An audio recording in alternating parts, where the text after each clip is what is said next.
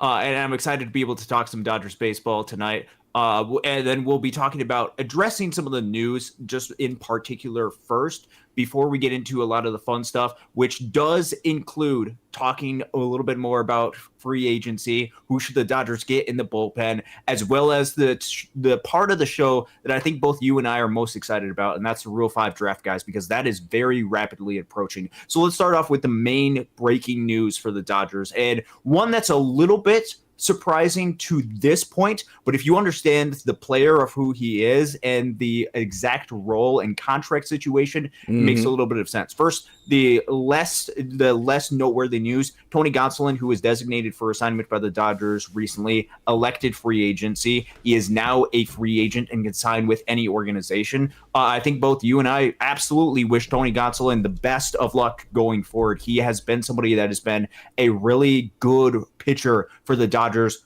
when he is healthy. And that's the biggest thing with Tony Gonsolin, is if he is not available, and especially with him having only 1 year left before he was going to reach free agency, I think it made sense for the Dodgers, with their very serious roster construction crunch, to move on from Tony Gonsolin. It is my hope that he receives some sort of opportunity, perhaps a 1 year, maybe a 1+1 type of deal with another organization, because he's going to be out a significant chunk of 2026, to get back on his feet and fight his way to being a major league pitcher again. He certainly has the talent. He certainly has the skill set. I just hope that he's able to find that easily with another organization. The other noteworthy news, before we get into a little bit of back and forth, Casey and I, Ben Rortvedt was quietly designated for assignment, we told you that was going to happen, and then by the claimed by the Cincinnati Reds. So going into this offseason, I think there was a serious discussion that a lot of Dodgers fans were having as to who the backup catcher would be, and it had to do with what Ben Rortvedt did when he was in a Los Angeles Dodgers uniform at the end of the 2025 season. Let's be honest, Ben Rortvedt was awesome when he was part of the Dodgers, at least based off of what our expectations were. Will Smith, Dalton Rushing go down. Then you traded away Hunter Fiducia, and then it was oh crap, what are we going to do if we were the Dodgers? Ben Rortvedt stepped up, and not only did he step up during the course of the regular season, at the beginning of the postseason, remember, Will Smith was out in the postseason. Ben Rortvedt was the catcher that stepped in, and they had a ton of confidence in him being able to perform, and he drastically improved based on what his offensive stats are. And I think that is where the determining factor for the Los Angeles Dodgers were when evaluating a player like Ben Rortvedt, is the numbers that he was putting raise off the glove of a diving list were better than what he had done throughout his entire career. If we look at Ben Rortvedt as a player, as an offensive player, over the past 3 seasons, which is the measurement that I'm consistently using to measure how good a player is, it's a 194, 288, 268 slugging percentage, a 66 WRC plus. Perhaps that could be compatible with the backup catcher role, and I hope with him now being a Cincinnati Red that he's able to fight and earn for a roster spot with Cincinnati. But with him, with having Dalton Rushing on the roster, and with the organization still wanting to bring up Dalton Rushing as a player, as somebody that's going to come up in this organization, I think that the determining factor was Ben Rortvedt did not have any flexibility as a player. He could not start the season at the minor league level for the Dodgers, which means if you have him on the roster, he had to be at the major league level. That wasn't necessarily true with Dalton Rushing. However, how much more is there to prove with Dalton Rushing in AAA? The real growth has to happen with him making more consistent contact at the major league level and continuing to work with major league pitchers, which means if you have a plan, if you have a future for Dalton Rushing in this organization, and I think this kind of spells some of the end, although it's not completely impossible, but I think it really puts a damper on some of the trade rumors with Dalton Rushing, because now they have made a decision. Ben Rortvedt is not sticking around just in case the Dodgers can trade Dalton Rushing. Ben Rortvedt is now a Cincinnati Red. Dalton Rushing is part of the Dodgers equation. Now it's up to the Dodgers to be able to find ways to adequate Dalton Rushing a little bit better into the MLB scene to try to get him just ready to be able to face major league pitching on a more regular basis. 2 big news of the day: Tony Gonsolin elected free agency. Ben Rortvedt no longer a Los Angeles Dodger. Cincinnati Red 40-man roster now sits at 39. Okay, we have a question from Showtime. We talked about this last night. I am out on Jarren Duran. I don't like the 24% strikeout rate. I think the boomer bust part of it is why the Dodgers struggled to score. I think we talked about this at length last night. The Dodgers hit plenty of home runs. They had 24 home runs in 17 games in the postseason. The reason why they didn't score very much was because they had nobody on base in front of that. So to add a guy as great of an athlete as he is, but to add a guy that has that much swing and miss in his game, I don't think that's the fit you need. So I'm out on Jarren Duran. You may be able to make an argument for him or whatever your opinion is.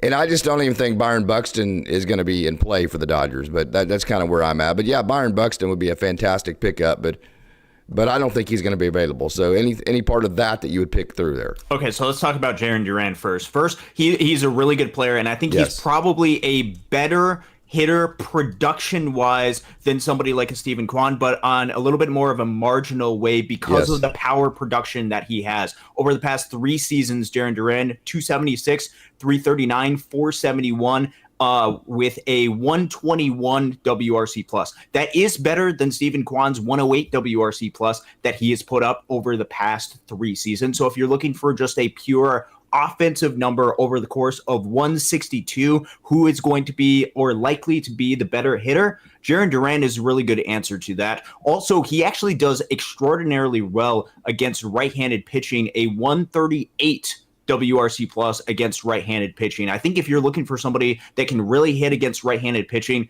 it would be an expensive addition because he has 3 years of control remaining, and he's not great against lefties, just a 78 WRC plus. But what has created that WRC plus? What part of his offensive game? It has been a little bit of a combination of on-base skills, which he has. He has actually gotten on base quite a bit and gotten a decent amount of base hits. 276 batting average over the past 3 seasons. That's actually the exact same of Steven Kwan. What was his on-base percentage last year? His on-base percentage was 339. I don't remember what it was last year. I think you said 332, but over the past 3 seasons, it's been 339. And his walk percentage was 8.6. Yeah, that doesn't fit the need the Dodgers have right now of a guy that's going to consistently get on base in front of Shohei Ohtani to me. Okay, so it would be with Jarren Duran, if you're looking for some of the warning signs with him, past 3 seasons, really high batting average and balls in play, 345 on that specifically, which means that he perhaps has gotten a little bit lucky on some of his plate appearances. Yes. If you look at the numbers of what he produced last year, there were a little bit of a dip. As Casey had mentioned, he also is somebody who strikes out at least a fair amount. And doesn't walk. He strikes out a lot and doesn't walk a lot. I don't like that. It is a little bit below league average on the walk percentage. But for his type of player, he should be way above league average. You would anticipate that would be the case for him. He also doesn't pull the ball in the air a whole lot, which really leads to, okay, what is the upside with some of the power production? Now, defensively, he's a really solid outfielder. So if you're strictly looking at, we want to add an outfielder that can really hit against right-handed pitching and can produce and play pretty solid outfield defense, Jarren Duran fits some of those boxes. And it just comes down to what is the profile of player that you think is going to be best fit for the Dodgers. Casey, and that's going to come down to everybody's each individual preference. That's just mine. Yes. And the Dodgers are going to have to make their own individual preference as far as who they want to. He also has solid sprint speed. If you're looking for somebody with speed, perhaps that's somebody that you can turn to. With Byron Buxton, he is somebody that I know there's a lot of rumors about, and he's certainly, when healthy, and that is the biggest thing with Byron Buxton, is when healthy, he is an extraordinary athlete. But he's a high strikeout, low walk, man. He's almost 30% strikeout. He is very much going to. He walks less than Jarren Duran. He's 7.6 walk rate. He is somebody that is very much going to rely more on the power aspect of his game. If you look at the past 3 seasons, 259 isolated power. He pulls the ball a lot. He barrels the baseball. You look at a lot of those numbers, really great. He also really dominates against left-handed pitching, 151 WRC+. Which the Dodgers don't need. Which the Dodgers don't necessarily need. Yeah. He has in the past been a really good defensive center fielder. The question is, will he continue to be a really good defensive center fielder as he continues to age, which the Twins have more transitioned him just to try to keep him healthy into somebody that's going to play designated hitter a lot more. Well, the Dodgers don't need a designated hitter. Right. If they have Byron Buxton, they would need him to play on the field consistently. And can you count on the health that Byron Buxton has for the cost of what it's going to take to get somebody like that. Correct. If it is somebody that is not going to address a drastic need that the team has, when it is to go ahead and hit against right-handed pitching, which Byron Buxton is really good at, 124 WRC plus over the last 3 years, has really solid power. But again, strikeout numbers really high for him. It is a little bit below league average on the walk percentage, which means there's a lot of variability in that. And is that what the Dodgers need? Do you want somebody that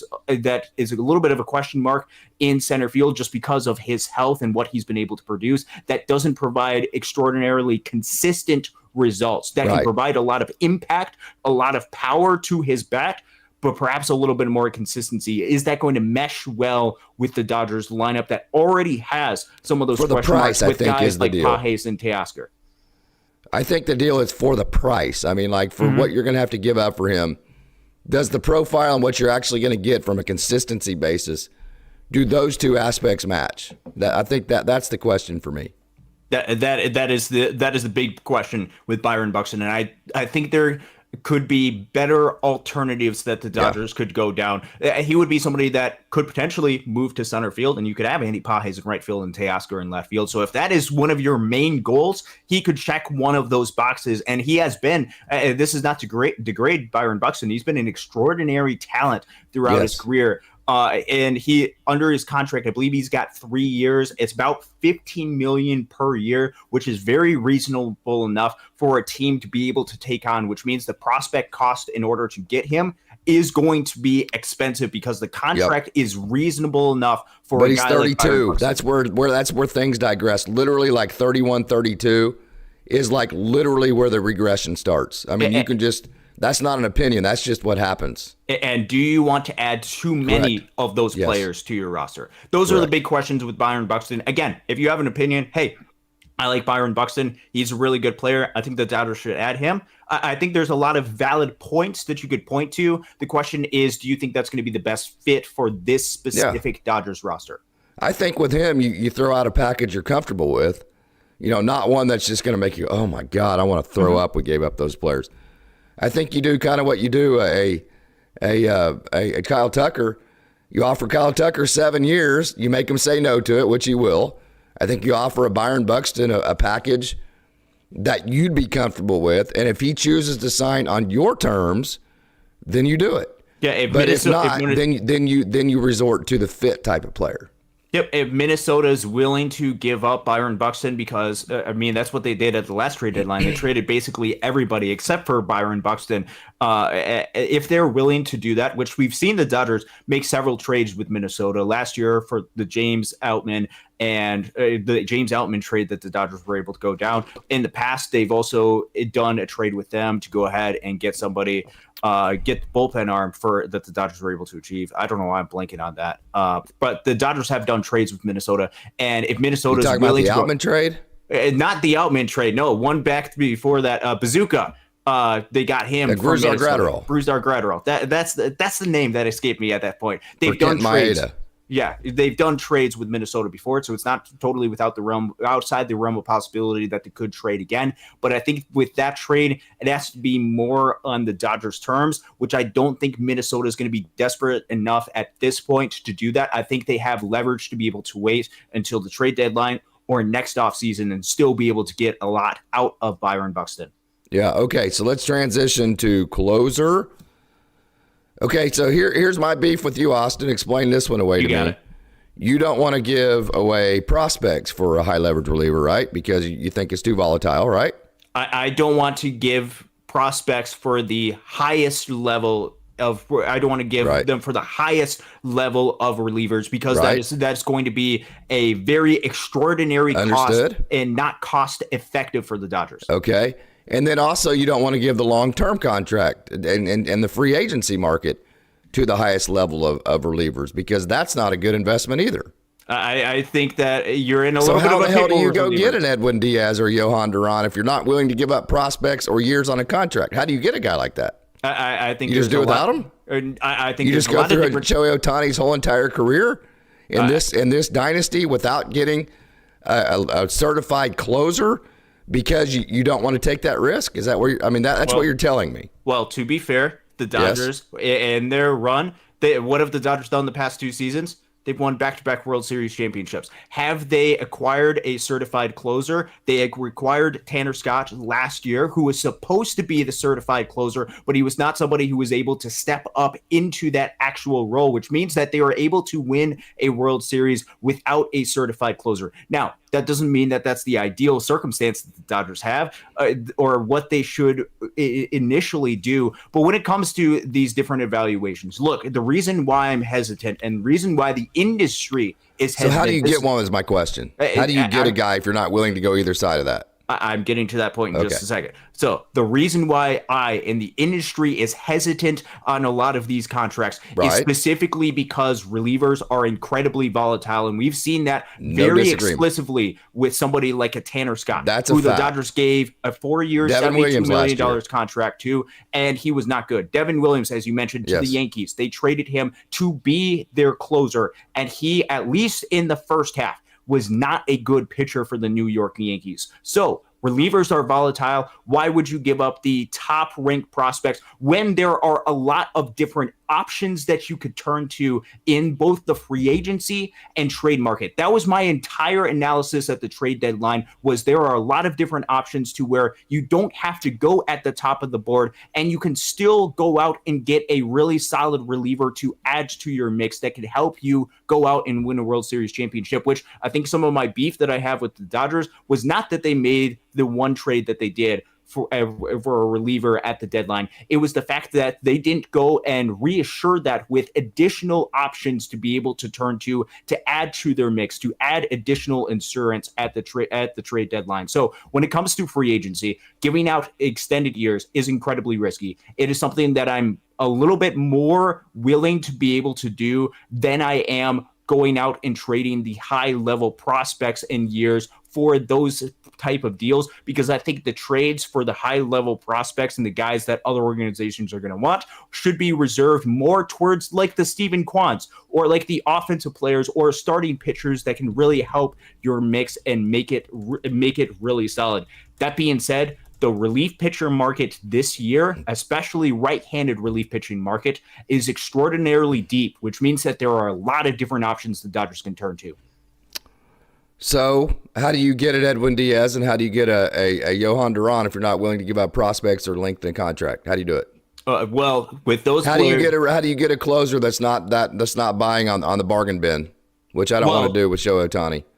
There is very good reason to say that some of the guys that you could be buying that would be cheaper than guys like an Edwin Diaz and Johan Duran are not buying on the bargain bin. Okay, so let's go into that brings up a great question. Let's go into some of the guys that are going to be available through free agency. So Edwin Diaz is the guy that's going to highlight the class. He is the only relief pitcher that got the qualifying offer. Which what the qualifying offer is that a team has to give up draft pick or draft picks in order to sign that player if they end up signing that player, and the team that he was originally on gets a draft pick in return if he goes to another organization. With the Dodgers, if they sign a player to qualifying offer, they lose the 2nd round pick, they lose the 5th round pick, and I believe they lose $1 million in international free agent bonus pool money. Which doesn't mean that it is huge. A massive deal. Probably the international pool money is bigger than the draft pick. It very much is. They have utilized that to go out and spend and get somebody like a Roki Sasaki before last year, very specifically.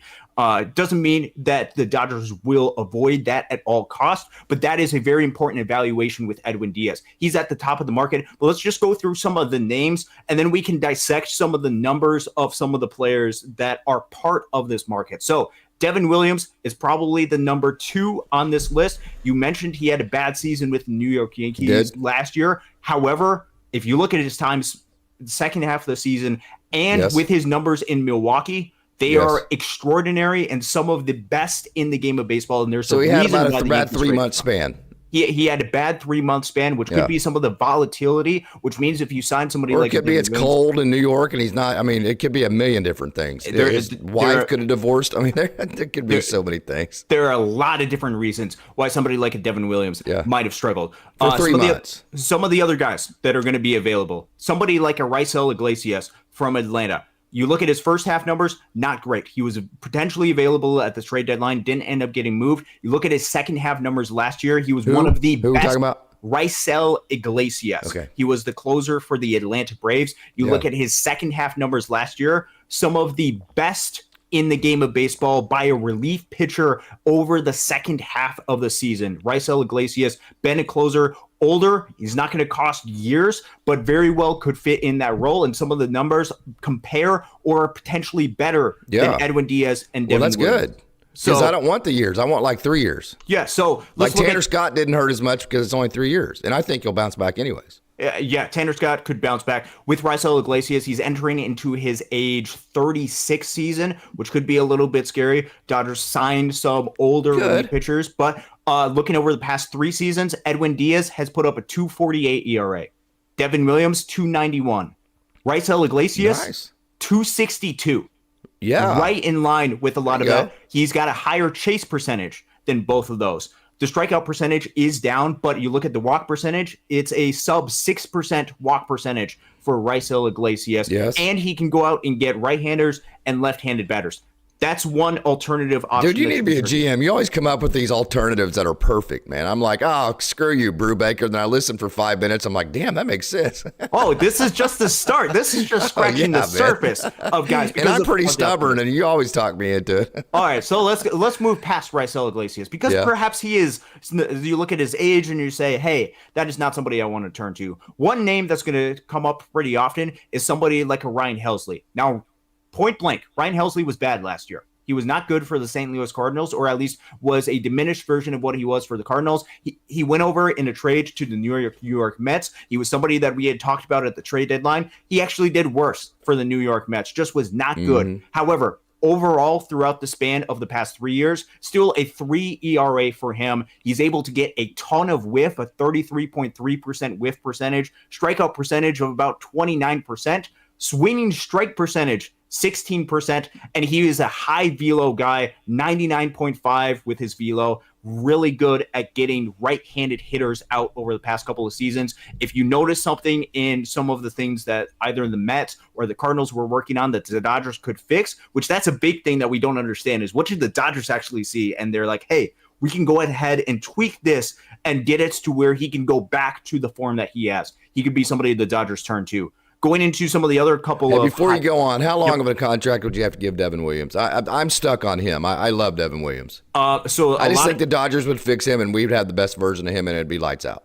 I agree with that. Yeah. I think a lot of people that are anticipating it to be a 1 or 2 year deal are probably mistaken. I think it's going to be he gets in an LA uniform. He gets comfortable. He wants to be there. He's motivated. He gets around the best instruction he's ever had, the best clubhouse he's ever been around. And bingo. I just see that's what's going to happen with him. So I could be wrong, and you could be wrong on any of them. But my guess is if you wanted to get a Devin Williams, it would have to be very comparable to a Tanner Scott type of contract. Fine, that's the contract I'm looking for. Which like how long is Edwin Diaz going to be? You're talking about Edwin Diaz, not Devin Williams?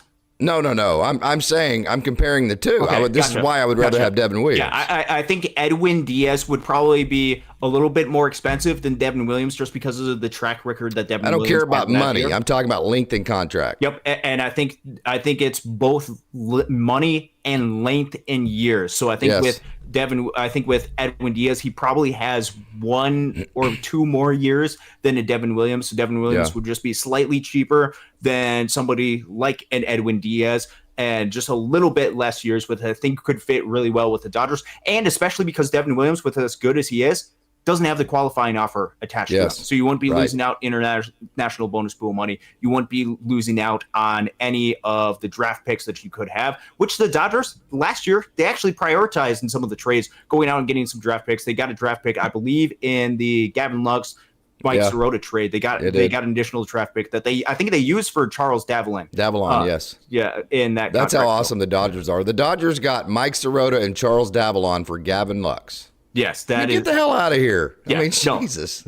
Insane. All right, a couple of other relief pitchers. We're going to try to roll through these fairly quickly because there's a lot of different options that the Dodgers could turn to. One that's getting, again, with a lot of the rumors with Devin Williams, this is probably the other guy that's getting the most rumors on the relief pitching market with the Dodgers. Pete Fairbanks had an $11 million club option with the Tampa Bay Rays that was declined. I think that says less about Peter Fairbanks and more to do with the Tampa Bay Rays and how they want to spend and allocate their money. They're not a high market or they're not a high spending club, which means that if you're spending $11 million on a relief pitcher, I think they can find different, more efficient ways in their eyes to spend that money. So I don't think it has anything to do with Pete Fairbanks. Last 3 seasons, sub-3 ERA, 2.98 ERA. Some of the good numbers that he's able to put up, 28% strikeout percentage. In looking at some of the other ones, he also throws about 98 on his fastball. And this is a really big one. His weighted on-base average against right-handed pitching, 235 over the past 3 seasons, which league average is 320. Dramatically below league average, which is really good for him. That's like a 230 on-base percentage. But you also combine in the power aspect for right-handed hitters. He's been extraordinarily solid at avoiding some of the hard contact. Pete Fairbanks, I think, is somebody that the Dodgers could like. You could also turn to another closer, San Diego Padres. You can have a lot of question marks about the Padres. Robert Suarez still has been a good pitcher for them. Them throwing up strikes for me. It's a 3.10 ERA over the past 3 seasons. Actually, with Robert Suarez, I think with him, he just doesn't get as much swing and miss. He throws hard, 99. It's a 25% strikeout percentage. Over the last 3 seasons for Robert Suarez, it's only a 6.5% walk percentage for him. So it's a low walk percentage, actually lower than what I was anticipating.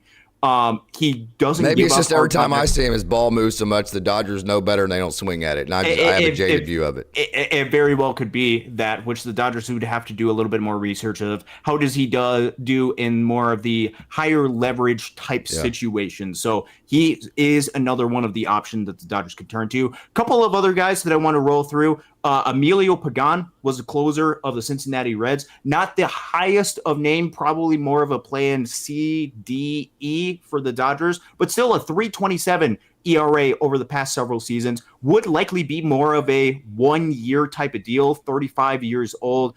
Can still get a decent amount of swing and miss. Strikeout minus walk percentage almost at 20 over the past 3 years, which is really solid for him. Can get right-handed hitters out as well. And then a couple of underlying, if you're like, hey, the Dodgers need multiple relief pitchers. They need multiple right-handed relief pitchers. I don't think they do. We can have this conversation a little bit different time, but we've seen the Dodgers be able to add a surplus of talent and not be able to figure out different ways to be able to fit them into the mix. A couple of guys that are a little bit more under the radar. I'm just going to roll through these names incredibly quickly. Chris Martin, perhaps one more year with him. 2.41 ERA over the past 3 seasons. We've already had him. I don't trust him in big moments. The big thing with him would be his age. Another one of the guys that I wanted the Dodgers to trade for at the trade deadline, Phil Maton.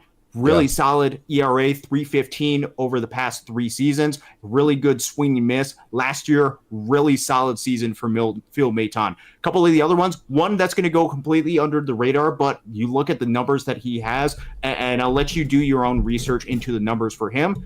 A guy by the name of Hunter Harvey is a free agent. You should take a look. He's look nasty. Into Hunter Harvey. He could be somebody they could turn to. If they want more of a weak contact type of guy, very much a different look. Tyler Rogers, who was traded from San Francisco to New York, is available. He gets Does weak contact play in the postseason? It's if you want to get somebody that can try to induce a ground ball in a double play type of situation. But that's not closer material to me. No, and these are alternative options that aren't necessarily closers, but that could be valuable right-handed pitchers as part of your mix.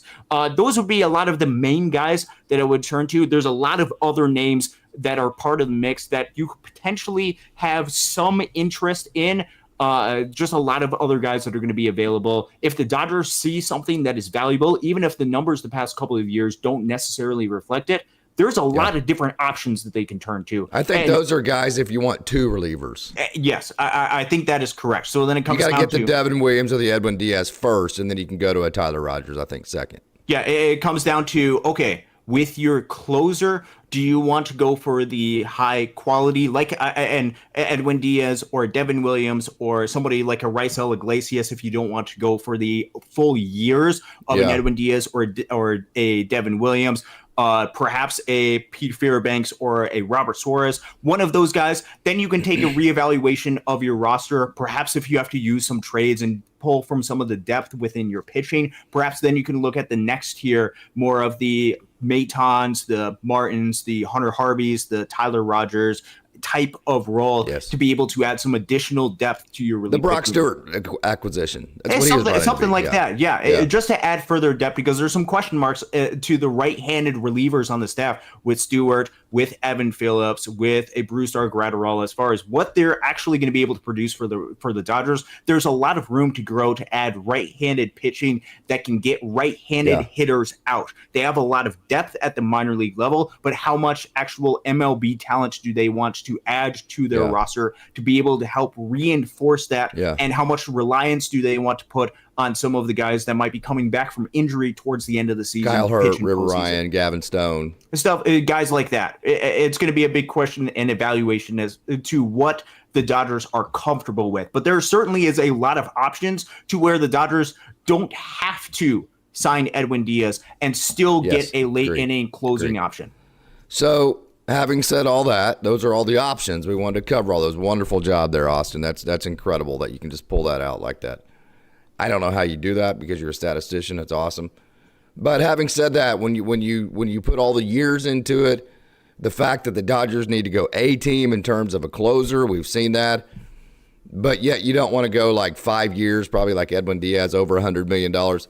Which one makes the most sense? I think you're going to come back in line with where I'm at. Yeah, I think the guy that probably makes the most sense is Devin Williams. No doubt. I don't think there's any doubt about it. And it would be something that would cost the Dodgers more years than what they are comfortable with, which you look at the example of Tanner Scott.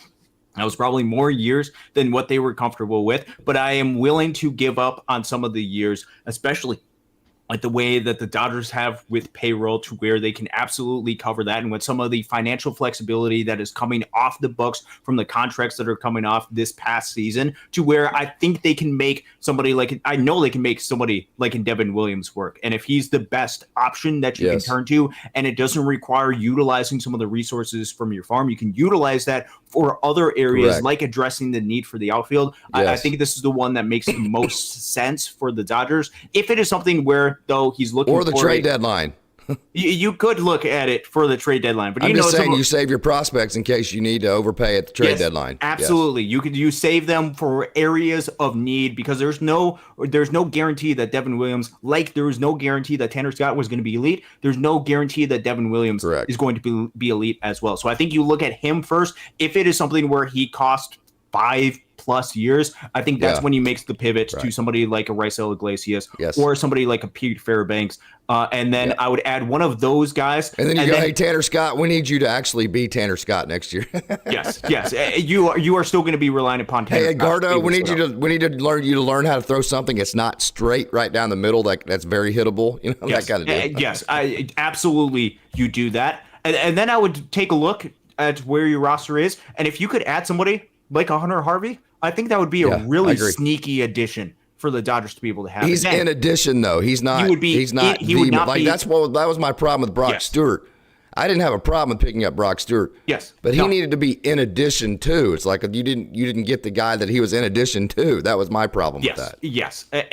If they would have gotten somebody in addition to him, I think they would have made that move much more reassuring as a Dodgers fan. Just like if they add somebody like a Harvey, I think that would be in addition to another move. Yes. In which case you add 2 right-handed relievers that can get right-handed hitters out, and especially if you get Devin Williams and you get a Hunter Harvey, you get a couple of guys that are really solid. Hunter Harvey, more of the flamethrower. Devin Williams has the most insane pitch in baseball. And Michael Kopech might figure it out, and he's got some of the nastiest stuff. But he's actually a free agent this year. So if you want to resign Michael Kopech, he could be in addition to some of the guys. I'm a no on that. But if Edgardo Enriquez figures out how to move the ball a little bit, command the ball a little bit, if Tanner Scott makes his way back, Evan Phillips returns to the Evan Phillips form, Brusdar Graterol returns to the Brusdar Graterol type, You still have a Justin Robleski floating around there, a Jack Dreyer, and Alex Vesia. That could turn into a really good bullpen. And then you add in some of the younger guys like Kyle Hurt. Man, if he could throw hard, man, look at all the different arms that the Dodgers could potentially have. So it's about finding. It's stupid. Yes, you are talking about an embarrassment of riches at that point on paper. So it doesn't always work out on paper, but the Dodgers have a real opportunity and don't have to exclusively go out and acquire Edwin Diaz and lose out on the draft picks. They could turn in a different direction and still make this bullpen a lot better than what it was during the postseason in 2025. Okay, so you don't see it on your screen here, I don't think. Let me do this. You got it. See if I can. It's a little bit of a big week coming up, isn't it, Casey? It is. Because you don't need to see it. That's fine. You don't need to see it. Okay, let's just do this. You got it. The reason why Dalton Rushing is so hard to trade right now, okay? Yeah. I hope you don't think I'm trying to be negative here, okay? Mm-hmm. But your catchers at Tulsa right now are Griffin Lockwood Powell and who's the left-hander that always hits Nelson good? Quiros. Nelson Quiros, okay? Mm-hmm. Your catchers at Great Lakes right now are Gio Cueto, Jesus Scalise, who Jesus Scalise has never been healthy. Your catchers at Rancho are Angel Diaz and Victor Rodriguez. Victor Rodriguez is a nice player, but you don't have a Dalton Rushing type catcher behind Dalton Rushing, right? Yeah. Mm-hmm. Once Diego Cartaya didn't work out, Dalton Rushing became a very untradeable piece. Of course, Ben Rote, that I know Dodgers fans are going to go, Ben Rortvedt, and I can't push back right now. What I can tell you is Ben Rortvedt has been one thing his entire career. He was another thing for about a month and a half for the Dodgers. Now, you tell me what the sum of the mean is going to end up being for Ben Rortvedt. Sometimes guys reinvent themselves and they turn into a whole new player, and they never look back. Not very often. Yeah. The odds on chances are that the Dodgers got lightning in a bottle with Ben Rortvedt. They're acknowledging that. They're moving on, and that Ben Rortvedt, yes, he'd be good defense. But I'm telling you right now, I talked to Chris Gutierrez today. Dodgers fans haven't seen the defensive Dalton Rushing that he's capable of being. He is an outstanding defensive catcher. He has a great arm. He can control the running game. He's good at blocking pitches. He's great at working with pitchers. He just wasn't comfortable in the role that he had last year. So I'm just telling you right now, you have not seen what Dalton Rushing actually is. And it's beyond that. That's my opinion. You can have your opinion. Like, hey, I think you're wrong. I don't think he's going to get fine, okay? But here's what you can't have an opinion on. The Dodgers don't have anybody depth-wise in their system right now that can immediately come and be the next Dalton Rushing that can move up. They don't have Hunter Fiducia that can go up to the major leagues and be the backup guy. They don't have Austin Barnes anymore. Mm-hmm. So really what they have now is Dalton Rushing and a whole bunch of guys that are just in the minor leagues right now. And I love GLP, but he's got to hit the ball better for me not to say that about him. I just don't know how else to put it, right? Yeah, there are a lot of guys that are coming up through the system fighting to be able to develop at the catching position. There is yet to be a standout guy in the same way like a Dalton Rushing was coming up through the system. Now, there were some great years. Like Nelson Quiros had a phenomenal year for Great Lakes. He hit close to 300 for Great Lakes and can do a lot of different stuff well. There are some talented catchers within this system. The question is, are they to the same degree as somebody like a Dalton Rushing, to where if Dalton Rushing struggles to make the translation at the BMOB level, will some of the guys behind him continue to struggle as well? Right. And at this point with Ben Rortvedt, look, the track record of which he has,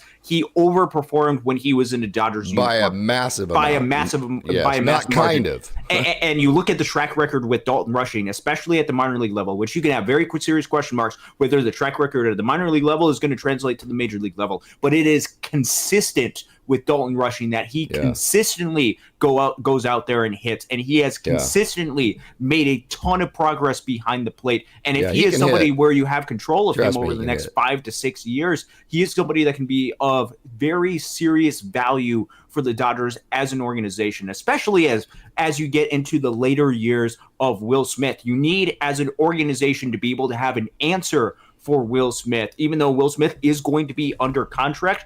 but how long is he going to be able to, Will Smith, going to realistically be behind the plate? Or I know there's been a lot of question mark. Is he somebody that could transition to first base or third base? I think the Dodgers need to have an answer behind the plate right now, and I think that answer is Dalton Rushing. And there's still, even with the MLB numbers, there's still reason to believe that there at least is some more in there that wasn't exactly shown. If you look at specifically his power numbers that he was able to produce, it was a 14% barrel percentage for Dalton Rushing, a 29.1% pull air percentage, and he doesn't ground out a whole lot, 33.7% on balls in play were ground balls for Dalton Rushing. There is a profile for a player that can hit for a lot of home runs, which if you look at his track record at the minor leagues, he can hit for some power. The biggest thing that Dalton Rushing has to be able to find in transition, and this comes with him not being used to the role, because this is a role that he is not used to. He's used to playing every single day or close to every single day. He was nowhere near that when he was in a Dodgers uniform. It's a swing and miss at the big league level. If he can fix that, he can be extraordinarily inconsistent productive. at bats. He's just not comfortable. And also, let me throw this at you. So we agree that Will Smith's a pretty damn good offensive catcher, right? Mm-hmm. Okay, so when Will Smith's first year with the Dodgers in September, okay, he hit a .175, okay? Mm-hmm. This ain't easy. This is in terms of making the transition to the major leagues, right? Okay, I mean, Andy Pages had, if Andy Pages would have had the streak he had in the middle of the year when he first came up, or instead of getting that hot streak, you would have thought he said. So everybody has these periods that they go through. The transition to major leagues is incredibly, incredibly difficult. It's made even harder whenever you don't know when you're going to play. You don't know. Yes. It's inconsistent at bats. You're trying to get comfortable. You're trying not to let everybody down. So then for September of 19, for Will Smith, his first year in the major leagues, he then backed that up with his first month in 2021 as far as the starting catcher with the Dodgers by hitting all of 226. The guy went an entire 2 months of at-bats and barely hit 200. This is Will Smith, maybe other than Cal Raleigh, the best catcher in the game. So I don't mean to be, I guess, I just will feverishly defend the fact that you can't take guys, put them in a okay, we'll go out every third or fourth day and play, and that's how we're going to transition you into a major league setting. And then after about 75, 80 at-bats, even 100 at-bats, goes, oh, he can't hit. Well, you can't make that judgment at that point. I mean, until you give a guy the everyday at-bats and the ability to work through his issues, make the adjustments that you have to make at the major league level, and then, hey, maybe he can't make the adjustments. Maybe every single human being, going back to his coach at Louisville, Dan McDonnell, Austin Chubb, who I talked to today, his manager for the first 3 years in pro ball, Scott Hennessy, who managed him at AAA Oklahoma City, Chris Gutierrez, who I talked to today, the bench coach, Dylan Nishotka, the hitting coach. Maybe every single one of those guys, and all the guys who made him a top prospect because of his stick, maybe every single one of us is wrong.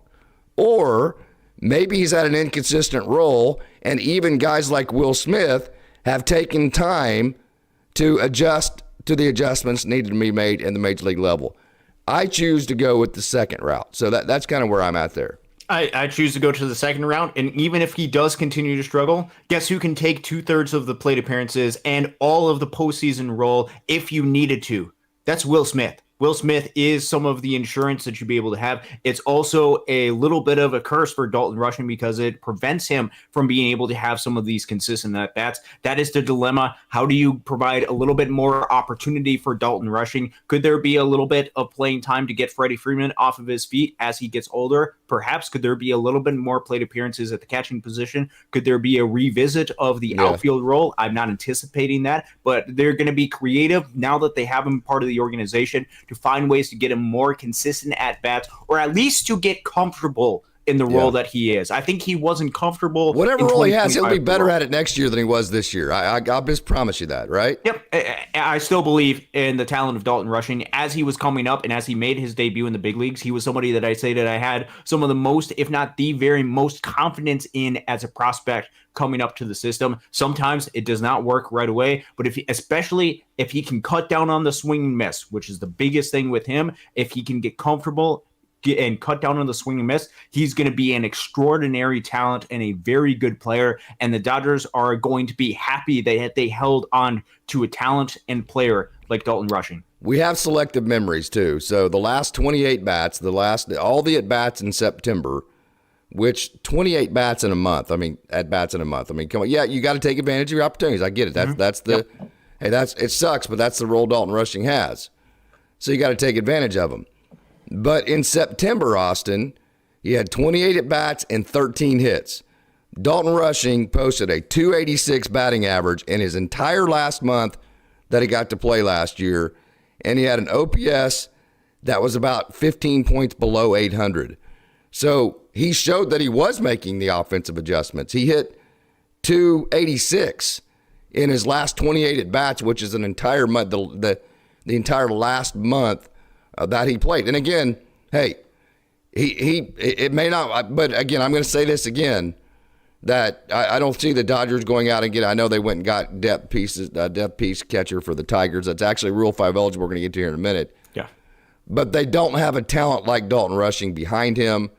So it is what it is. He's the backup. He's going to play when he's going to play. And I think his competitive brain will figure out how to deal with the role that he's in better than he did last year. And I think he showed that the last month of his at-bats last year. Yep, that is exactly right. I think they're going to add some organizational depth to be able to help reinforce that. It's going to be somebody kind of in a similar vein, probably to somebody like a Ben Rortvedt, but somebody that can play at the minor league level. That's why Ben Rortvedt is no longer part of the Dodgers organization. Is if he's on the roster, he's got to be at the MLB level. Yeah. He is now with that in Cincinnati. There you have to go ahead and perhaps find some additional talent to add some depth at the AAA level, or hope that some of the depth that they have in the system is able to take some steps forward, like a GLP, as you mentioned, or like a Jainer Fernandez, or some of the other guys that are part of the system. They'll make that evaluation, and especially on the minor league level, go out and get whatever they need to add insurance and depth. But right now, Will Smith, Dalton Rushing, they are your two catchers in 2026. Yeah, we have a question. Was he that bad in left field? It's kind of a not fair question because he didn't get to do it enough really to get better at it, and they kind of nixed it really fast. Yes. But point blank, if Dalton was watching, I think he would probably laugh if he heard me say this. No, he wasn't very good in left field. And, I mean, duh, right? I mean, it's like he'd never played there before. Imagine going out and the first time you ever play left field is kind of a major leaguer's at the plate, right? Which happens a lot. And it's just, and especially Oklahoma City's a huge outfield. So, no. The answer is no, he was not good in left field. But there are definitely reasons that you can explain that away. Now, some people might say I'm making excuses. I'm giving reasons, and my difference is I say reason because I think he will correct moving forward. If you're giving an excuse, you're allowing him to continue to fail, and you're saying I think he's going to continue to fail, and I'm okay with that because of this. I'm saying I don't think he will continue to fail. That's the difference between an excuse and a reason to me. So, hey, Austin, let's get into a really fun talk here. Let's transition over to some of the guys in the Dodgers system that are actually Rule 5 eligible. First of all, if you would, explain exactly what the Rule 5 draft is. I'm going to be very point blank. The Rule 5 draft is not a huge tool that's used a whole lot as far as being successful in having much of an impact on your major league roster. But we saw with Roberto Clemente, it can, right? But explain what the Rule 5 draft is, when it's coming up, then we'll go over the Dodgers on the roster that are eligible. All right, so this is a really niche thing in Major League Baseball as a way to try to prevent some certain organizations from hoarding talent at the minor league level. So the Rule 5 draft, which takes place during the winter meetings, the Rule 5 draft this year is going to take place on December 10th, is when the Rule 5 draft is going to take place. However, in order to protect players from their Rule 5 draft, Dodgers potentially have to add players onto their roster by next Tuesday, the 18th of November, which means this date is rapidly approaching for the Los Angeles Dodgers.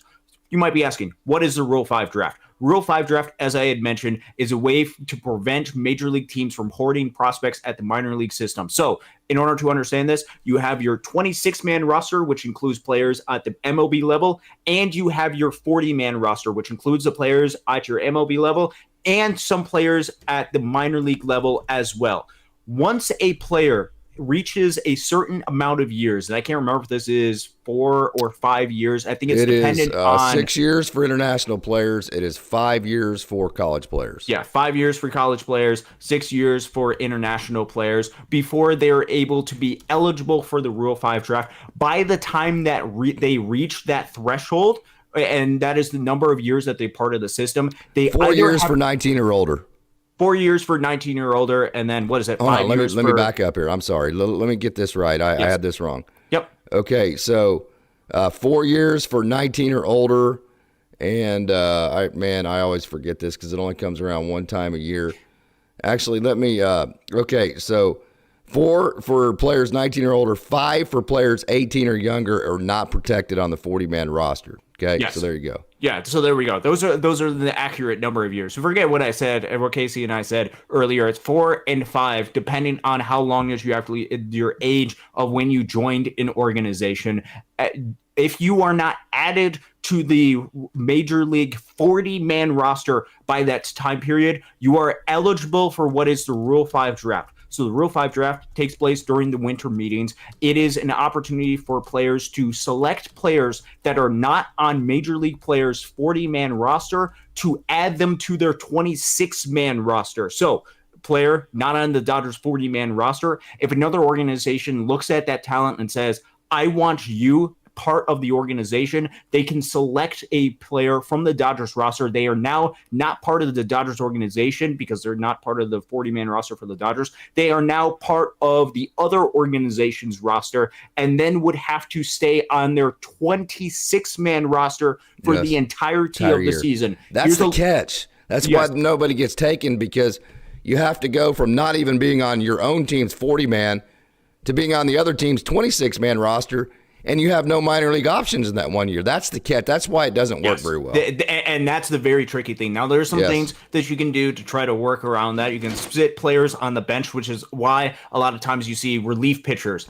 take heavy priority, or guys that are going to be the 13th position player. If the organization really likes this player, they might keep them on the bench, see what happens during spring training, keep them around. Now, as you had mentioned, the player has to stay on the team's 26-man roster for the entirety of the next year. Or if a player is injured, they have to at least spend half of the next season with an organization. So, for example, if the Dodgers have a player that's injured and they take him in the Rule 5 draft and they add him, it's not something to where, oh, he's injured, he can just go ahead and stay part of our organization. He at least, I believe, has to spend half a season on the major league roster of that team before they can have complete control over him and before the options can start kicking in.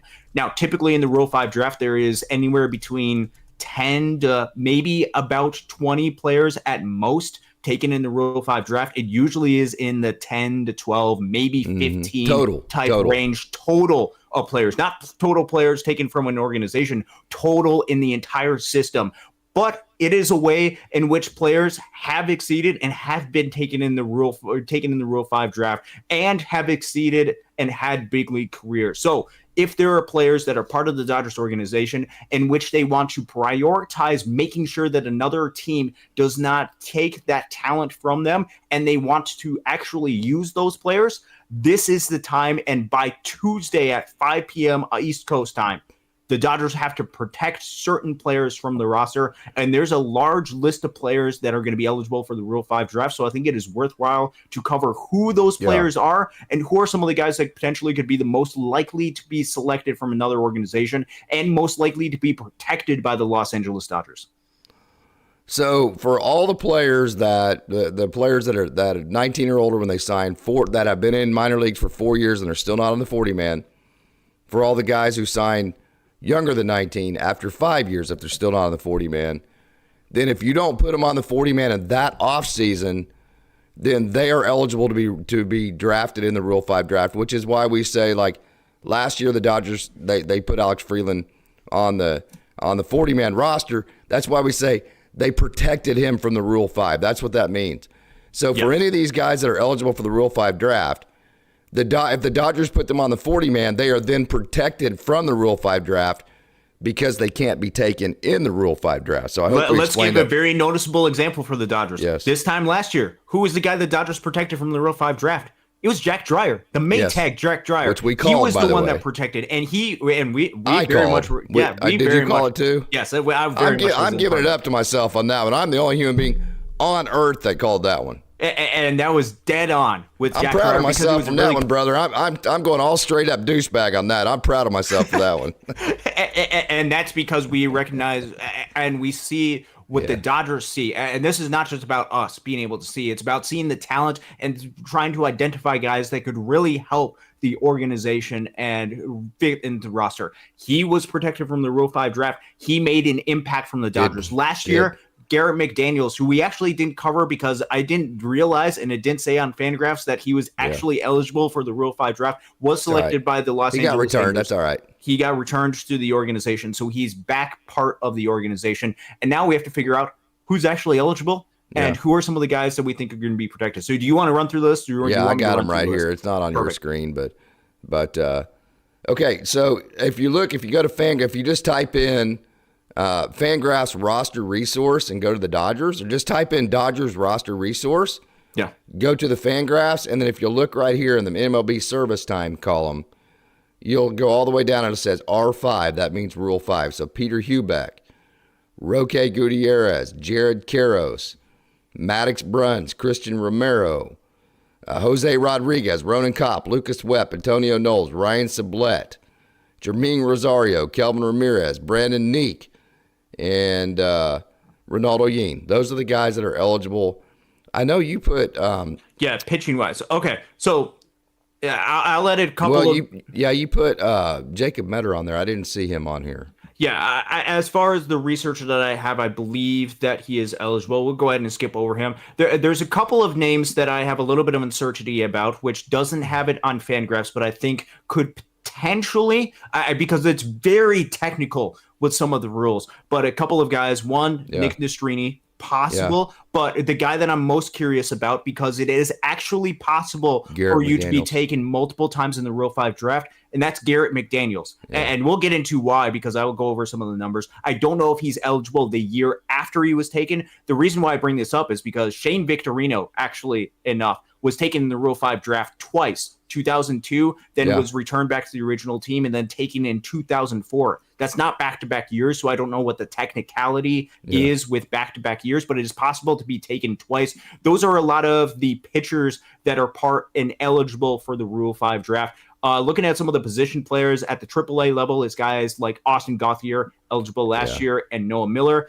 And then look at some of the other options: Yenner Fernandez, Griffin Lockwood Power, Nelson Quiros, good crop of catchers. Sean McClain, Kyle Nevin, Taylor Young, Damon Keith, Chris Newell are a lot of the options on the position player side who are going to be eligible for the Rule 5 draft. So the big question for Dodgers fans, and I think it's something that we can go a little bit back and forth on, is who are some of the guys that the Dodgers are most likely to protect, or some of the guys that are going to be most likely to be taken in this scenario, in this crop of the Dodgers, which, remember, the Dodgers roster is at 39 out of 40, which there isn't a lot of room, but there's a lot of talented players here. So the Dodgers have some choices to make on some of these guys.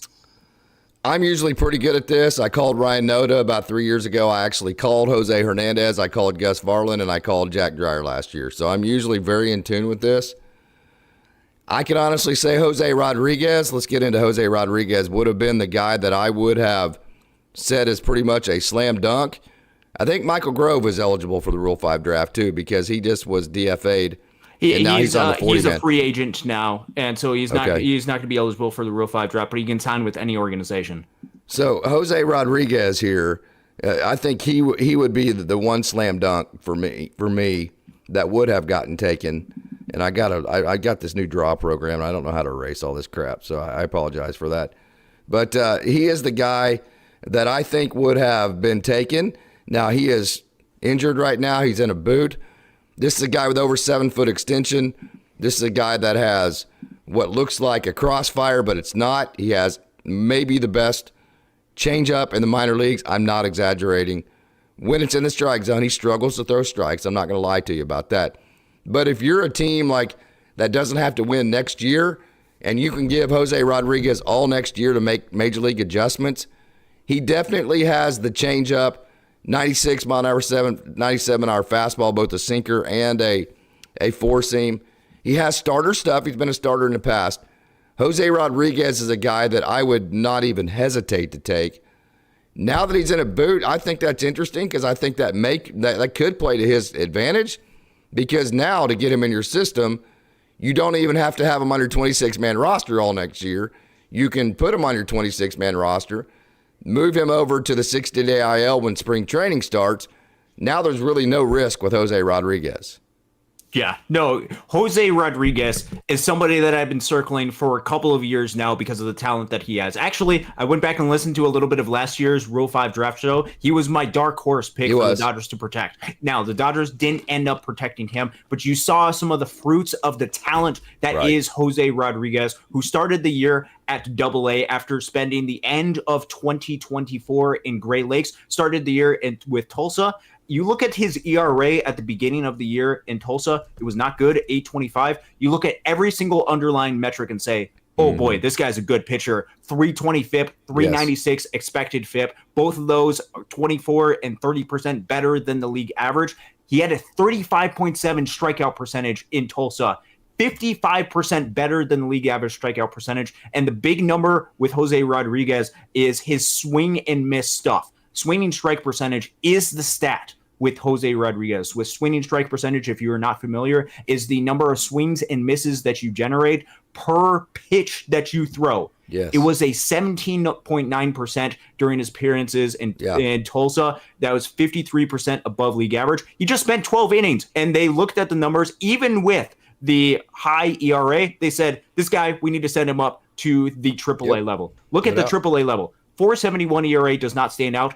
That is still he struggled making that transition, by the way. His first month in AAA was terrible. Oh, his first month in AAA was absolutely terrible. But still, a 4.71 ERA, that's still 13% better than the league average pitcher in the Pacific Coast League. His strikeout percentage, 33.7%. Yeah. Phenomenal. Straining strike percentage, 17.0%. Strikeout minus walk percentage is really good, even though the walks are there. And I think that's some of the biggest thing with Jose Rodriguez is where he was struggling. And this was during a very condensed but very noticeable stretch. Is he was giving up a lot of home runs beginning in his tenure. Later in his tenure in Oklahoma City, he really was able to control that. But if he can limit some of the walks while also taking advantage of the swing and miss, which his swing and miss is so incredibly apparent with him and so dominant, he can be somebody that can be really electric and can provide length. You mentioned he can be a starter or he can be a reliever. He can do either one. You look for swing and miss out of the bullpen. Jose Rodriguez has swing and miss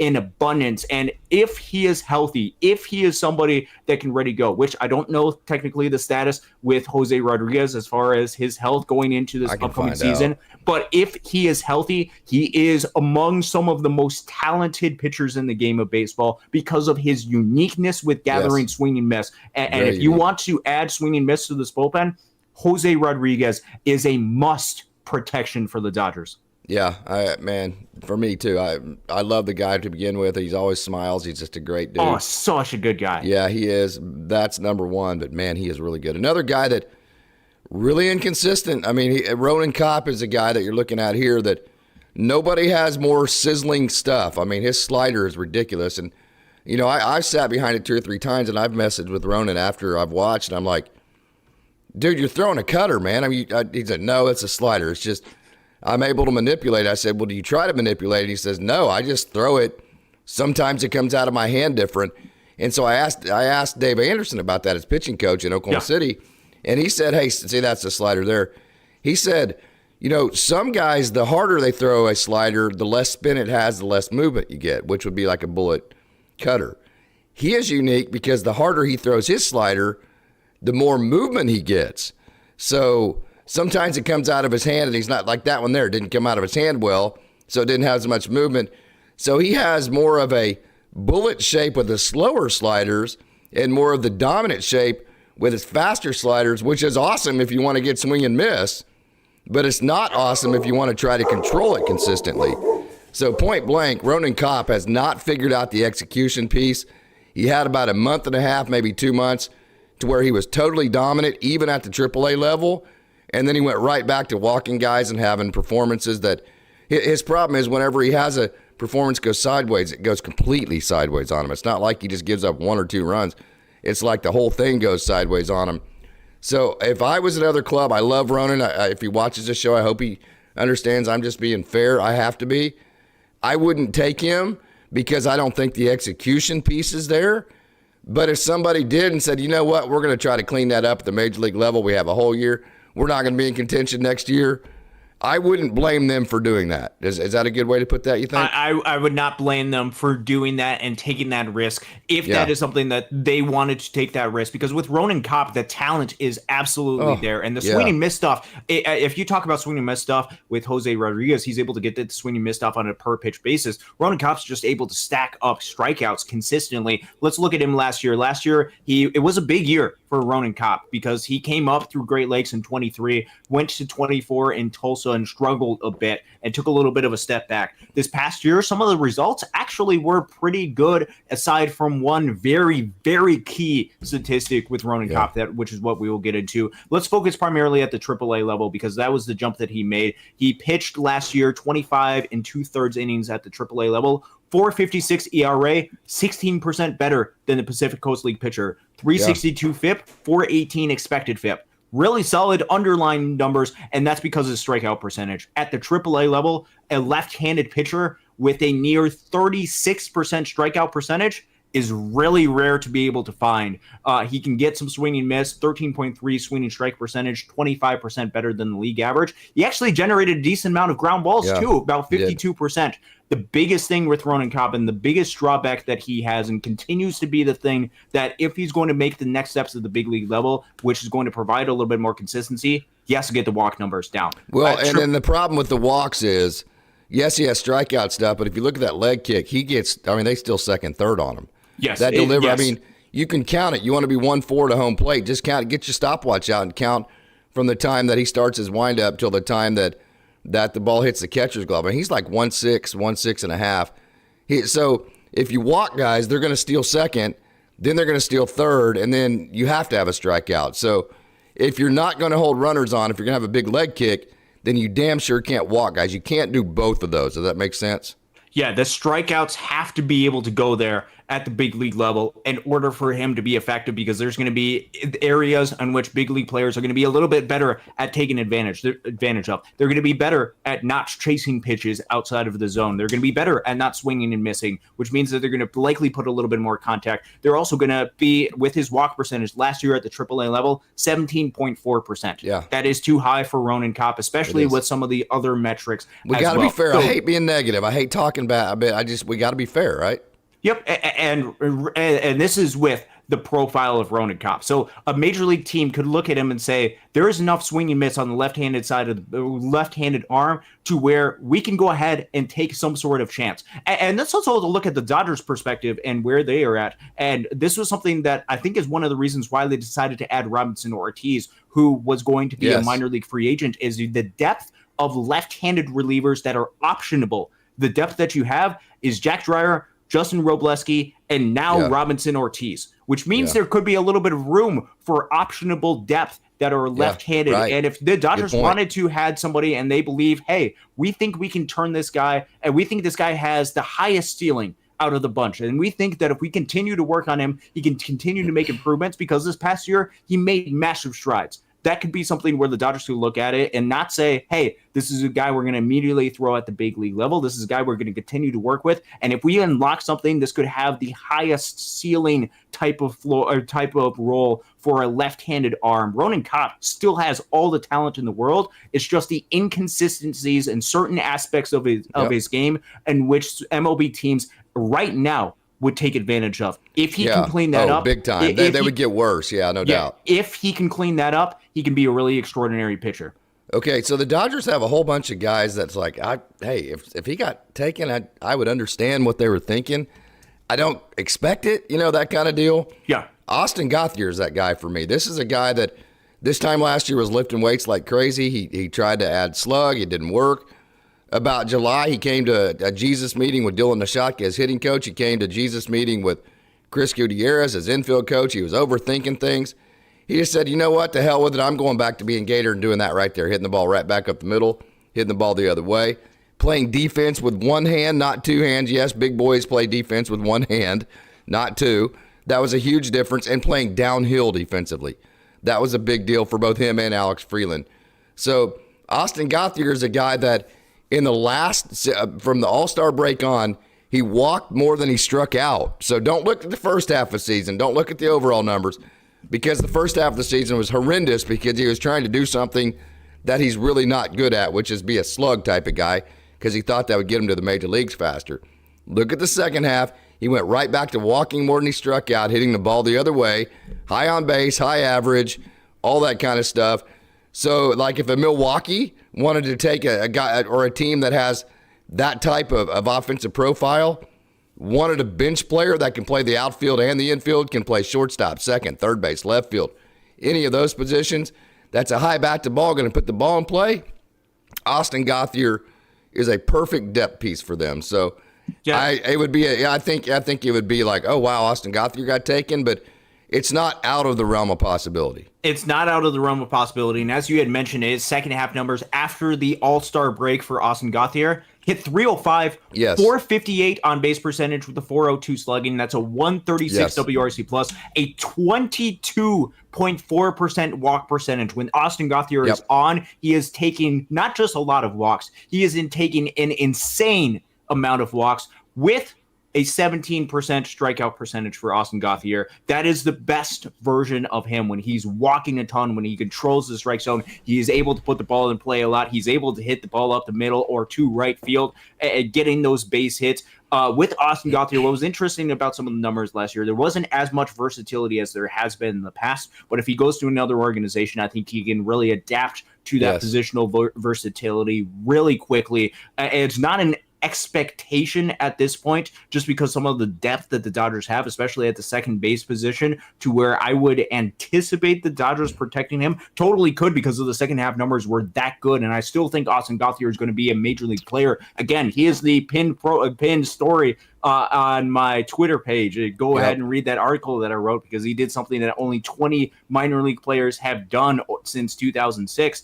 But he is an extraordinary talent, and I hope that he's able to get some sort of opportunity, because what he was able to do in the second half was absolutely extraordinary. The talent is there. The versatility is there. He's the type of role to where, okay, we can put him on the bench. We can have him part of the roster, even if he's not an every single day type of player.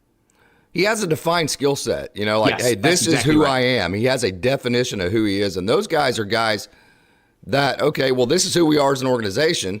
This is who he is as a player. So kind of like, who is the player for Toronto that's like 32 years old and finally got a shot and it was really good for him in the 2-hole for him? Lucas? Yeah, that outfielder. guy. So that's kind of that could be the Austin Gauthier story, where it's not necessarily that Nathan Lucas got any better. It's that he had a defined skill set. He sold out to it.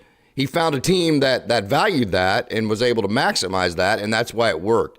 Yes. That would be the Austin Gauthier situation. So I'm going to throw out, I don't think it's going to happen. I'm going to throw out, your last year's Jose Rodriguez. I'm going to throw one out that might actually surprise you, but this guy made a move last year to the bullpen, and he is electric. I mean, he had moments last year. Now, again, it's the Ronan Kopp inconsistency. One night you're going, damn, this dude should be in the major leagues right now. Then the next night, he's not in the strike zone. The count's 2-0. He's throwing up meatballs. That slider there is insane. I mean, you can see. But Jermaine Rosario, if I was a club that wasn't going to contend next year, you remember Jose Hernandez, Gus Varling got taken. Mm-hmm. This would be that pick. I'm telling you right now, if I was another organization that did not have to compete next year, Jermaine Rosario would be the first player that I would take from the Dodgers. That's how much I love him in relief. Now, he transitioned from starter to relief. I'm not saying that as a starter, but I am saying he also can give you length. Maybe Jose Rodriguez, but I think him and Jermaine Rosario are 1 and 1A. I wouldn't hesitate taking Jermaine Rosario. Jermaine Rosario has really good stuff, and he's one of those guys that you just have to watch pitch to see just how good he actually is, and especially when he is on, he can have some extraordinary performances. Just his numbers from last year, triple slash line for the pitcher, ERA, FIP, and expected FIP, 467, 429, 423. I don't think that tells the complete story. No, it doesn't. His stats aren't Rosario good. That's why he's not going to get taken. But a lot of that was done as a starter. Yes. His stats were way better as a reliever. Yes, Jermaine Rosario has some really good stuff. Just watch him go out and pitch. You can see the video right now for yourself. If he remains part of the Dodgers organization, which I think is the expectation that he's going to remain part of the Dodgers organization, just because I'm not anticipating another organization taking him, can really take some steps, and he could be somebody that could really surprise you going in and throughout the 2026 season. He's a guy that if you had advanced scouts, but other teams don't, like the Dodgers do. I'm just telling you, they don't have advanced scouts at these games like the Dodgers do. But if you had advanced scouts with eyes on him, like, say, for 25 outings, you're taking Jermaine Rosario. That's how impressive you would be with him. But if you haven't had advanced scouts to get eyes on him like that, and you just kind of look at the overall stats like we just went over and that kind of deal, you're like, well, hell no, I ain't taking that. Right? It's one of those deals. Yep. Another sleeper, I don't see it happening because the execution piece, I'm going to put a point blank, it's horrible right now for Ronaldo Yin. I mean, if Ronaldo's watching this, he's probably pissed at me for saying that. Sorry, bro. It is what it is, man. The guy can throw at 105 miles an hour. He has a devastating slider at 96 miles an hour. He has better stuff than anybody in the major leagues right now. He just can't find home plate with it.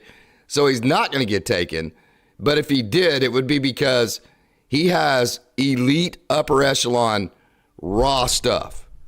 Yes, the raw stuff for Reynaldo Yin is extraordinarily dominant. And I think that's the biggest thing that the Dodgers are trying to work on. Look, he has velo that, as you mentioned, can go 104, 105. I saw 104, I think, in Fort Wayne, which I think was the first video that he saw. I was at that game, and I saw him hit 105, people. Not 101, 102, 105. And he's at 104 probably 10 times. Oh, yeah. No, it's legit. But the Dodgers want him to maintain at that type of role. And maintaining that with any element of control at 104, 105 is extraordinarily difficult. I think if it was something to where you're sitting a little bit closer to 100, he potentially could have a little bit more control. But the Dodgers don't want that. They want the best of each one of these versions, which means there's still a lot of development for Reynaldo Yin. So I know he's a big name because of the velo and because of the stuff that he has. Yeah. Very much a work in progress. He's not a major league pitcher yet. This talent and skill set very much is there. He's not close. I'm going to say that. He's not close to being a major league pitcher. There has to be an additional execution to be able to come to get him to the level of where he's at. So I would anticipate him probably returning to Great Lakes next year and continuing to work on the execution piece. And if he's able to piece it together, watch out. He potentially could be a quick riser if he can get the execution together. We saw Edgardo Henriquez rise through the system quick. Yeah. He's got to be able to find some execution, though, consistently on a consistent basis to be able to make those next steps. So the starter version of Ronaldo Yin is Maddox Bruns. Incredibly great stuff. I mean, Billy Gasparino, when the Dodgers drafted him, said he was the best lefty in that crop, right? Yes. Has not be either injury. I mean, it's been injury. It's been times where he just isn't throwing the ball well. I think just watching him, lack of confidence from time to time, that kind of thing. Maddox Bruns had some periods this year. It was like, damn, wow, And then, like, he'd back that up with, he only went like 2 1/3 innings and walked 5 guys. So Maddox Bruns, I'm just saying, I don't know if that's an actual stat. I'm just kind of giving an overall, the execution piece, just like Ronaldo Yin. He's not going to get taken. But this is a guy I wanted to cover tonight because he has major league caliber stuff, but he's just like Ronaldo Yin in a sense that the execution piece isn't there, but when you have the stuff that Maddox Bruns have, you continue to give him the ball, continue to give him chances.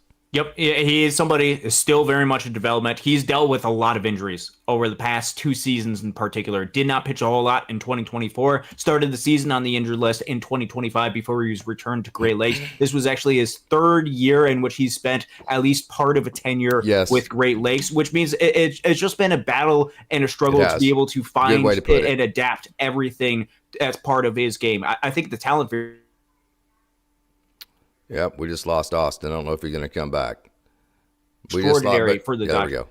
Oh, I'm back right here. Yeah, I'm back right here. He was a first-round pick for the Dodgers, so he would be somebody where profile-wise, okay, why would the Dodgers not go ahead and protect him? It's just the inconsistencies that he's had on the mound. He's got the talent to be able to do so, and there's flashes where it's beyond excellent for Maddox Bruns, where you see the Dodgers drafted him in the first-round pick. It's, again, coming back from injuries, being able to find the execution and being able to throw it in the strike zone that are the biggest keys for Maddox Bruns to be able to find that consistency. Consistency is not there quite yet, so I don't believe he's going to be taken in the Rule 5 draft, but still, very talented pitcher, somebody to continue to watch in this Dodger system. I've never known a player to go straight from high A to the Rule 5 either. So they do it from Double A, but I don't remember one from high A. There's been a couple of instances. The example that I've used in the past, I think, is Akil Baddoo from Minnesota but not for the to Dodgers, Detroit. Is what I'm saying. Not from the Dodgers that I can recall. But Maddox Bruns, phenomenal human being too. Just a really good dude. Just a lot to work on. Two more sleepers. We're going to go with Peter Hubeck first. This is a guy that is reinvented. So here's the deal, okay? Will he probably get taken in the Rule 5 draft? Probably not. He's probably not there yet. There's still a little bit of sequencing and stuff left to go in terms of progression for Peter Hubeck. There's still a little bit of execution piece whenever you put all that together. To me, he's been Kasperius all over again at the Double-A level.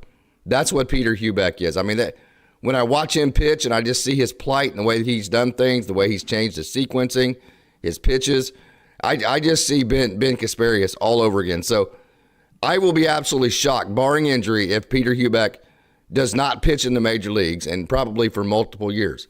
So I think he's a major leaguer. I don't think he's ready to be a major leaguer. But again, if you're another club that can throw him out there, every 5 or 6 days and say, hey, the wins and losses, whatever, Peter, let's just let's start the process of making the adjustments at the major league level. His fastball is 96, 97, top the zone, the slider, the spike curveball, the changeup. It's all there. Yes. So again, he's another guy that he's not going to get taken. But if some team that doesn't have to compete next year takes him, I wouldn't blame him. I'd be like, I understand why. Does it make sense? Yeah, the repertoire and the pieces are there for Peter Hubeck. And he was able to start to unleash some of that for Tulsa. He did miss, I believe, the last month and a half or so of the Tulsa season. So it was unfortunate we weren't able to see that fully come to fruition. But still, solid numbers for him. 4.34 ERA, 4.02 FIP, 4.03 expected FIP, but a 27.7 strikeout percentage. That's 20% better than the average Texas League pitcher, which, especially coming from a starter, that's an arsenal that you can really work with if you're able to get close to a 28% strikeout percentage for him. Walk percentage, a little high at about 12.2%. Yeah, again, the execution piece, It's the execution Part of piece. that's because he's still trying to figure out exactly the sequencing he wants to go with, right? He's not totally which convicted. means that he's still in the process of figuring out all of that different element. Can get a decent amount of swing and miss, too, with his swing and strike percentage at 13.2%. He just makes the realms of a really solid pitcher for the Tulsa Drillers. He can do a lot of things really well, and the pitches that he have. When you watch him go out there and pitch, especially if you sit behind a home plate, some of it can be, oh wow, that's actually really good for Peter Hubeck. It is the question of, can he make that jump immediately to the major league level? And that's where other organizations are going to have to make that evaluation. But if you're looking for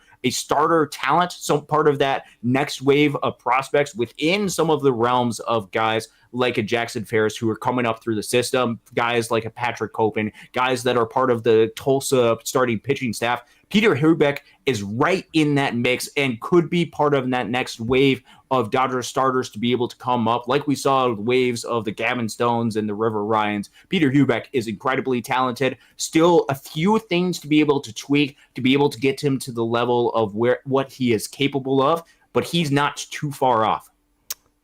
Tell you another guy that is very, very toolsy. He has major league tools, has not been able to put the execution piece together. This is the last guy we'll talk about tonight. We might sneak in Jared Karros. But Chris Newell definitely has major league tools. Still hasn't quite put all those together to make a major league impact on the field. But if you're a team that you want to just say, hey, we're going to go after the major league tools because we think he has them, Chris Newell would be a sneaky pick too. Yeah, you know what he reminds me of talking about in Rule 5's drafts picks type of scenario? He reminds me a little bit of the Jose Ramos type of profile because Chris Newell, when he is on, is spectacular. Last year, he went through stretches where he got really hot for Tulsa, and you look back at the end of the season, 119 WRC plus for Chris Newell at the end of the season. He can play. He's an outfielder. He can play different positions in the outfield pretty well. He's got really good slug. You watch Chris Newell, and I saw this in 2024 in particular when he was at Great Lakes. He hit some of the most home runs for Great Lakes when he was there, and if he kept at that pace, he would have beaten Andy Page's record for most home runs for Great Lakes. His ISO when he was at Tulsa last year, 187, might not seem extreme, but that was actually 44% better than the league average Texas league hitter. Can draw a decent amount of walks. With Chris Newell, the biggest thing is the swinging miss. There is a lot of swinging miss in his game. 30.6% strikeout percentage last year in Tulsa. A 16.2 swinging strike percentage, similar to a guy like a Jose Ramos when he was part of the Dodgers system. He has a lot of swing and miss in the game, very toolsy with a lot of what he's able to do. He can steal a decent amount of bases too, a good weighted stolen base percentage for him, play a lot of outfield positions. The question is, do you believe that he's able to make enough consistent contact and enough high quality contact to be able to stick at the big league tenure? I think he's somebody, if he sticks around in the organization, is going to start the season probably at the AAA level, or there could be an opening at the AAA level for him to be able to start working on and continuing to work on a lot of different elements. A lot of great tools, big time power with Chris Newell. Will that actually translate to the big league level is the question. Not going to get taken because he got injured all last year. It was disappointing. I thought Jared Karros would really make a run at major league time last year. He didn't get to do that because he got injured, I think like end of May, something like that. Missed most of the year last year. But Jared Karros, he was on a really upward ascension this time last year. Last year was disappointing due to injury. Yeah, last year was really disappointing injury-wise for him. Ended up missing a significant portion of last year. And even when he was on the mound, you could just tell that he wasn't right.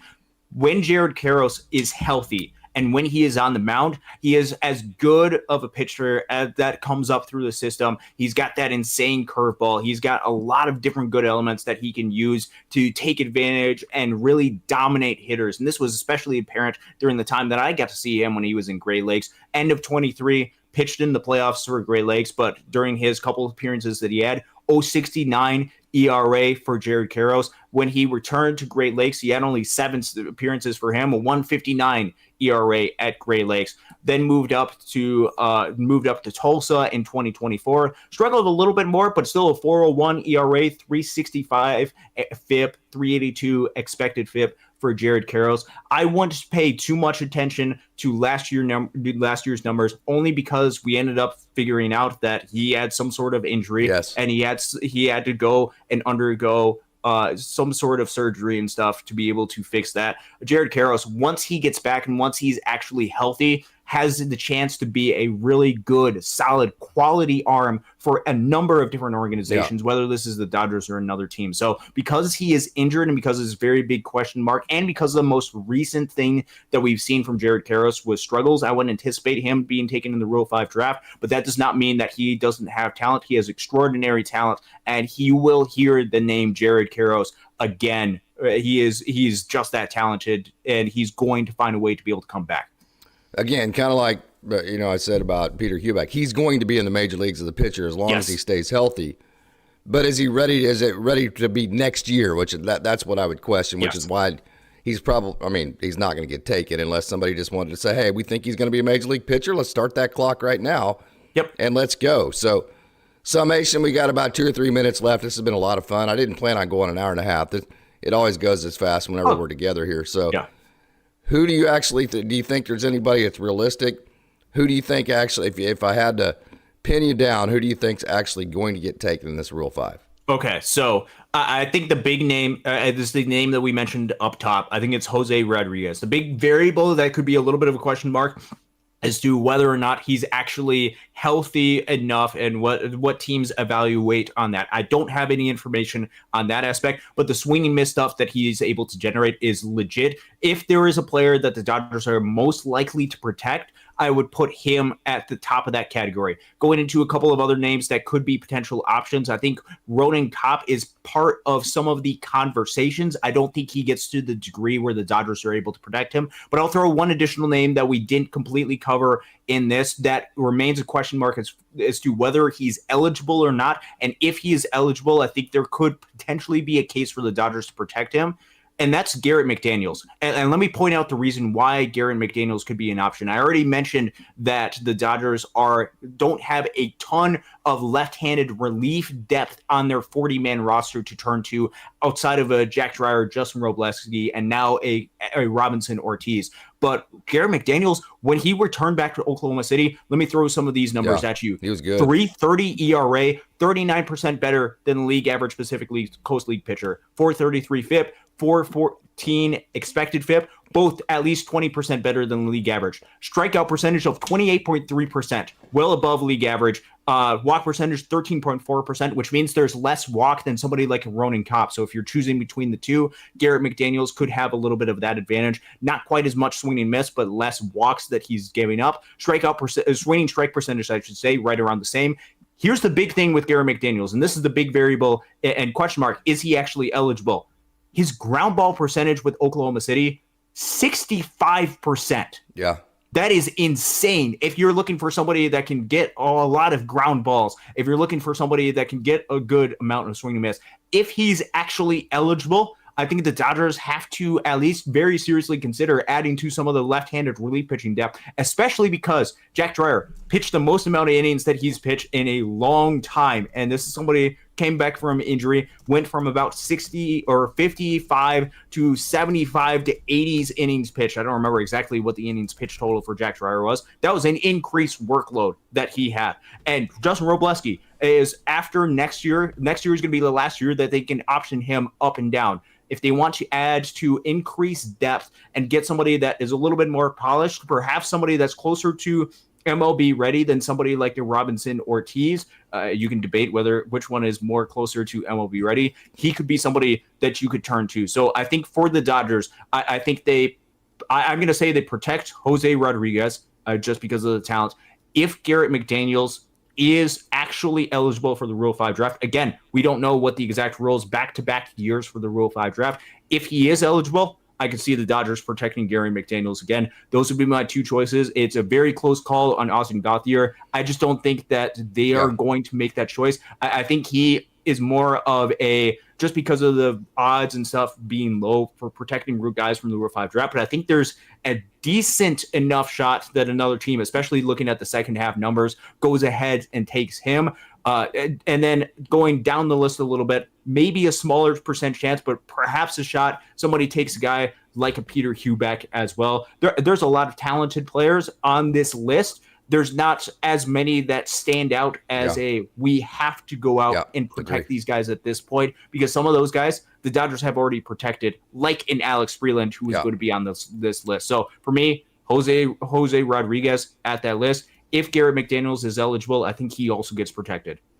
Yeah, I don't think there's anybody that you just go like Ryan Noda 3 or 4 years ago, like, hey, that guy is going to get taken in the Rule 5 draft, anything like that. And even last year was the same way. But so it could go from like 0 to like 5. It's not going to go to 5. It never goes more than 2 or 3. It's not going to do that. But there's a lot of guys that I think will be major league players, pitchers, you name it, eventually, but they're just not ready for next year to be that guy. So it's maybe a year away from the Rule 5.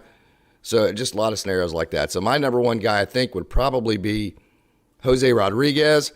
My number one sleeper would probably be either a Peter Hubeck or a Jameen Rosario. Those would probably be my two sleepers there. And then I think other guys like that would be guys I wouldn't be surprised with would be like an Austin Gothier. I think that's where I would put. I'll throw list. 2 more names that are eligible this year. I don't think get taken, but guys to keep an eye out for in the future.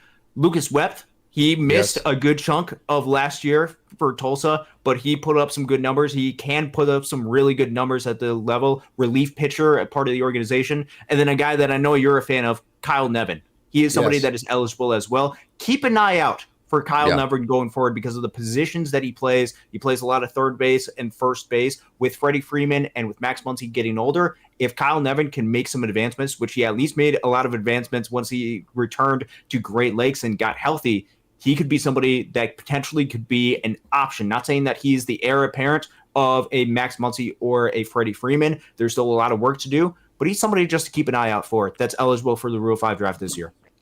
100%, man. I'm old and it is past my bedtime and I am ready to get out of here. Austin, how's that sound? Hey, you said we're going to go on for 45 minutes and then it ended up being an hour 30, hour 40 minutes, something like that. Enjoy doing this every single time.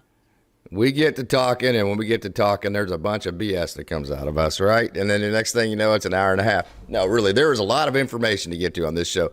Austin, as always, absolutely incredible job. You are just absolutely a rock star. Thank you so much. When will I get to talk to you again? Oh, I will get back to you on that. I've got more availability now that it is the off season, so I will be trying to do. Perhaps we can do maybe one more show this week to try to figure that out. I've got some time to be able to do that, either maybe a Friday or something that we can be able to work out time to be able to do that. There's going to be additional time that we're going to be able to have. Also, there's some exciting stuff that I've got planned, some things that I'm extraordinarily excited about. And to conclude the show, looks like we got a super chat. We should probably end on that. Oh, we do. Look at that. How fantastic is that? Random Hero. Like and subscribe, everyone. Show some love to the best Dodgers on YouTube. Thank you so much. That is absolutely awesome. And also, hey, our lunchtime releases are going to be all of like the people in the system. Okay. So we had Austin Chubb, who was the on-field coordinator of the minor league system today. Awesome. Got to talk to him. Tomorrow, Chris Gutierrez. You don't want to miss this. Chris Gutierrez goes through all of the base running kind of philosophies, like the contact player, the runner on third, when to send a guy, how he's worked with Dino Ebel. He's also an infield coach. He talks all about Hassan Kim's defense. He talks all about Alex Freeland's defense. He talks about Dalton Rushing's defense. Tomorrow's interview with Chris Gutierrez, the third base, the AAA Oklahoma City third base coach and bench coach. It is a can't miss. So watch that tomorrow whenever I release it. I'm super excited. Plus, Goot is my OSU boy, and so we're tight like that. So is Jeff Salazar, by the way, who is the on-field coordinator for all the base running in the system. So give him credit. We had a post today about that. I'm going to have him on later. So I just talked to Dickie Joe Thon today. We're going to release him on Friday. I just got a message from DA Dave Anderson, the AAA pitching coach. We're going to talk tomorrow, and I'm going to have him on next week. I've got Eric Wedge, the AA manager. I've got Sean Coyne, the pitching coach at Great Lakes. I've got Kevin LaChance, the hitting coach at Great Lakes. Capono Decker, bench coach at Tulsa. You're going to get to be introduced to just about everything that you need to know behind the scenes of the Dodger system. Then when I get them done, we're going to transition back into the player interviews. So that's going to be all the lunchtime releases. I could not be more excited about that. I hope that catches on, Austin, that you kind of have prospects, lunch with the prospect stuff, right? That is the best stuff that happens on this channel. You can have enough talk with us, and I think we do a fair enough job at that. But the actual people that work in this organization, there's a reason why this organization has succeeded. And it's not just because they spend the money, or not just because they spend the money well. It is because of the development process, and each and every single person that works in this organization goes to trying to make the organization as a whole as good as it possibly can. So the guys that you see on the field obviously celebrated the World Series victory. But it's some of the guys that you're hearing from that Casey is interviewing that played a major role in helping contribute to the World Series championship that don't get the credit. This type of access isn't found on the internet. This is only found here, Dodgers Daily. So highly, highly recommend. Check out the videos that we've done. You've done one with Dylan the Shotka. You did one with my guy, Austin Chubb. Love that guy. You're going to do a whole bunch more with many people in the system. If you're going to watch anything on Dodgers Daily, watch that. I'm just saying, if you're a fan of just baseball and the ins and outs and Yes. what a professional third base coach, what they're thinking and their philosophies, tomorrow, and then how they work with professional infielders, tomorrow is your show. It is. I just was infatuated just listening to him talk the whole time. So, Austin, great job. We've rambled on long enough. I will see you hopefully on Friday. Sounds good. It's a great day to be a Dodger.